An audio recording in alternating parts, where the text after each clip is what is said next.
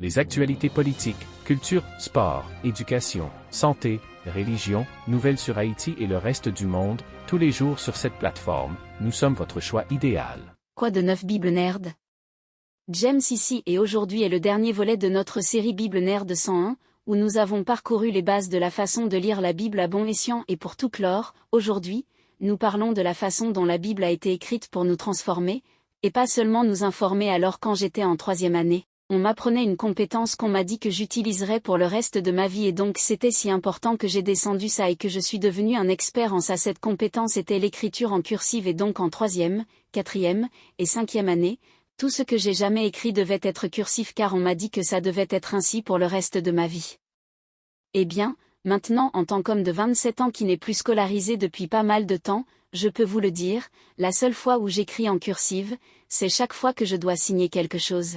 Comme lui donner ma signature et ma signature n'est pas en fait moi qui écris mon nom, c'est littéralement un gribouillage, c'est tout ce que je fais. Alors s'il vous plaît, n'essayez pas de voler mon identité. Ce serait incroyablement impoli de votre part. La raison pour laquelle je vous dis cela, cependant, c'est parce que souvent, je me suis retrouvée frustrée à l'école parce que j'avais l'impression qu'une grande partie de ce que j'apprenais ne faisait pas réellement de différence parce que je ne pensais pas que je l'utiliserais un jour et cela m'a amené à avoir cette attente vraiment négative, où je me suis retrouvée à penser, si je ne veux pas utiliser cette chose, cette compétence, cette leçon ou autre plus tard dans la vie, alors c'est juste une énorme perte de temps. Avez-vous déjà pensé cela à l'école?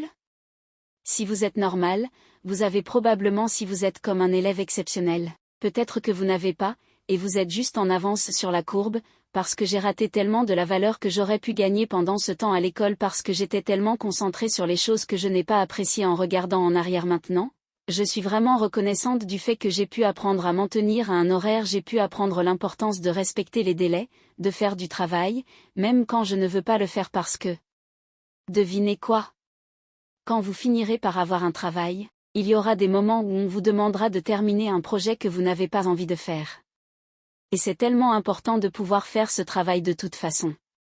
À l'école, j'ai appris à travailler avec une grande variété de gens avec qui je ne m'entendrais pas forcément autrement et j'avais des gens plus âgés que moi qui croyaient en moi plus que je ne croyais en moi. Toutes ces choses sont des compétences incroyablement précieuses que j'ai apprises et que je n'avais même pas réalisé que j'apprenais parce que j'étais tellement convaincue que tout cela n'était qu'une perte de temps.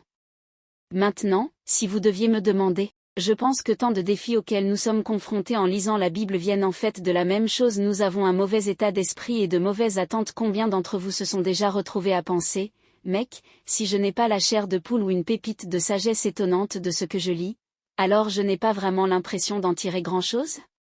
Et c'est pourquoi il est si important de se rappeler que la Bible a été écrite pour nous transformer, et pas seulement nous informer. L'apôtre Paul a écrit dans une lettre à son apprenti Timothée dans 2 Timothée 3, 16-17 ces paroles. Il dit, « Toute écriture est inspirée par Dieu et est utile pour nous enseigner ce qui est vrai et pour nous faire réaliser ce qui ne va pas dans nos vies. Elle nous corrige quand nous avons tort et nous apprend à faire ce qui est bien. » Dieu s'en sert pour préparer et équiper son peuple à faire tout bon travail. C'est pourquoi nous lisons la Bible, pour apprendre ce qui est vrai et pour apprendre comment nous pouvons faire ce qui est juste. Mais ce n'est pas tout, vous voyez. Dieu utilise la Bible pour nous enseigner ces choses afin qu'il puisse nous préparer et qu'il puisse nous équiper pour faire tout le bon travail qu'il a prévu à l'avance pour que nous fassions. Stephen Covey, qui est l'auteur du livre « Cet Habit of Highly Effective People », qui est un livre incroyable, soit dit en passant que « apprendre et ne pas faire, c'est ne pas apprendre du tout, et savoir et ne pas faire, c'est ne pas savoir du tout. » Ce sur quoi il communique, et je pense que Paul écrit, c'est cette idée que l'information sans application ne mène jamais à la transformation et le but de la lecture de la Bible n'est pas seulement d'apprendre des choses cool mais d'être transformé plus tard dans une lettre différente.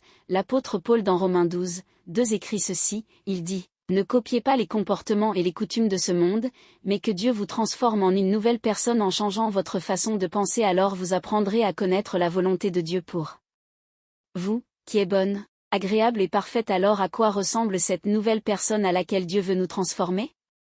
Eh bien, cette nouvelle personne ressemble à Jésus. Vous voyez, plus tôt dans cette même lettre, au chapitre 8, l'apôtre Paul nous dit ceci que « Dieu a connu son peuple d'avance, et il les a choisis, cela signifie vous et moi, pour devenir comme son Fils, c'est Jésus, afin que Jésus, son Fils, soit le premier-né parmi beaucoup de frères et sœurs. » C'est ce que Dieu veut pour nous, pour que nous devenions comme Jésus parce qu'il construit une famille, Et il veut que nous en fassions tous partie et c'est une sorte de famille vraiment spéciale, une famille définie par l'amour, la vérité, la grâce, et le pardon et quand nous lisons la Bible, ce que nous faisons, c'est apprendre à voir le monde, nous-mêmes, et d'autres d'une manière nouvelle pour que nous puissions réellement devenir comme Jésus, pour que nous puissions vivre la vie qu'il a appelée et nous a créés pour vivre maintenant. Il est important de se rappeler que ce processus d'être transformé pour devenir plus comme Jésus n'est pas quelque chose qui se passe du jour au lendemain, cela passe par une vie de cohérence. Ce pouvoir transformationnel auquel nous nous exposons lorsque nous ouvrons la Bible n'est pas cette avalanche qui descend d'un seul coup la montagne. C'est comme un petit ruisseau qui coule petit à petit, remplissant ce seau qu'est notre vie spirituelle. Pour qu'avec le temps, nous puissions commencer à voir les autres de la façon dont Jésus les voit, nous pouvons commencer à nous voir de la façon dont Dieu nous voit, en tant que personne faite à son image, et cette nouvelle façon de penser et de voir le monde transformera la façon dont nous vivons pour que nous puissions commencer à aimer les autres de la même façon que Dieu nous a aimés. Alors quand on lit la Bible, c'est comme ça qu'on est censé la lire, pas seulement comme un livre rempli de faits qu'on est censé apprendre et mémoriser, mais comme un livre écrit pour nous aider à devenir plus comme Jésus. Et la bonne nouvelle, c'est que cette transformation n'est pas quelque chose qui arrive juste parce qu'on commence à essayer vraiment fort, c'est tellement mieux que ça. Cela se produit grâce à la puissance de Dieu qui travaille en nous maintenant. Vous vous retrouvez peut-être à penser, d'accord, cela semble vraiment bien, mais comment le faisons-nous réellement? Ce qui nous ramène jusqu'au début de cette série Bible Nerd 101 que nous avons continué parce que la Bible est une histoire qui mène à Jésus, et cela nous invite à devenir comme Jésus. Et si nous voulons le lire judicieusement, nous devons nous rappeler que Jésus est roi et que le contexte est tout, et donc nous le lisons comme la parole de Dieu pour nous, même si nous comprenons qu'elle ne nous a pas été écrite à l'origine. Nous le lisons littéralement et pas seulement littéralement parce que nous savons que la Bible a été écrite dans différents genres littéraires qui sont censés nous parler de différentes manières afin que nous puissions avoir une compréhension plus complète de ce que Dieu a fait dans l'histoire, et nous le lisons dans des passages et pas seulement des morceaux parce que la meilleure façon de mal comprendre ce que dit la Bible, en choisissant simplement les versets que nous aimons et en ignorant tout ce qui les entoure, et quand nous lirons la Bible de cette façon, en reprenant toutes les leçons que nous avons apprises au cours de ce voyage, alors nous allons expérimenter n'est pas seulement nous acquérant des informations, mais réellement expérimenter la transformation parce que nous allons devenir plus comme Jésus, nous allons commencer à ressembler davantage à Jésus. Et nous commencerons à aimer les autres davantage comme Jésus nous aime. Je vais donc vous donner 3 suggestions sur la façon de tirer le meilleur parti de ce voyage pour devenir un air biblique. La suggestion numéro 1 serait de vous abonner à cette chaîne pour plus de vidéos de Bible Nerd, où chaque semaine nous allons appliquer ces principes à différents passages de la Bible et questions que vous avez pour vous aider à voir comment tout cela fonctionne ensemble pour nous conduire à Jésus et nous aider à devenir plus comme lui. La suggestion numéro 2 serait de vérifier le reste de notre liste de lecture Bible Nerd 101. Nous avons ces 6 vidéos et une playlist pour vous afin que vous puissiez y retourner si vous vous joignez en retard. Vous pouvez vous laisser prendre à tout. Ou si vous voulez juste revoir les choses dont nous avons parlé, vous pouvez trouver toutes ces vidéos juste là. Et puis la 3e suggestion serait de commencer à lire notre plan Comment lire la Bible sans une Bible.